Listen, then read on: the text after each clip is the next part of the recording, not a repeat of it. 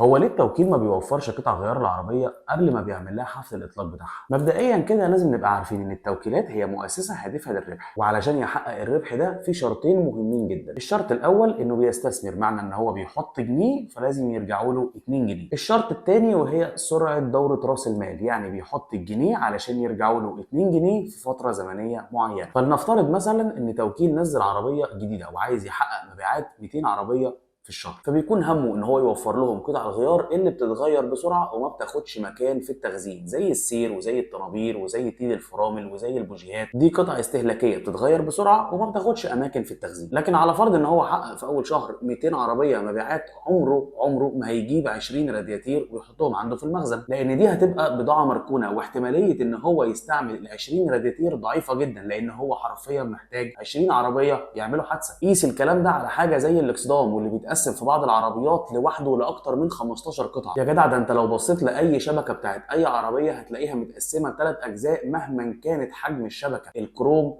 والبلاستيك والعلامه، 3 اجزاء في الشبكه بس. يعني دوره مال بطيئه جدا، وكمان مكان تخزين لمجرد شبكه بال3 قطع بتوعها، ما بالك بقى لو جاب اكسدام بالمشتملات بتاعته. علشان كده الحاجات اللي ما بتتغيرش بسرعه واحتماليه ان حد يطلبها نسبه 1%، التوكيل ما بيجيبهاش غير لما يحقق نسبه مبيعات معينه، او احتماليه ان حد يطلبها منه، وفي الحاله دي هتستنى شهور كتير على ما يجيب لك القطعه بتاعتك، لانه باختصار بيدخلها وسط اوردر كبير جدا هو جايبه من المصنع. وده باختصار لان تكلفه شراء قطعه واحده وشحنها لحسابك انت تكون مكلفه عليك جدا. علشان كده حاول قبل ما تشتري اي عربيه انزل شوفها في السوق موجوده ولا لسه ما انتشرتش. مستني رايك في الكومنتات على الكلام اللي انا لسه قايله. لو عجبك الفيديو ابعته لصاحبك اللي بيفكر ينزل يشتري عربيه زيرو، وما تنساش تديني واحده لايك.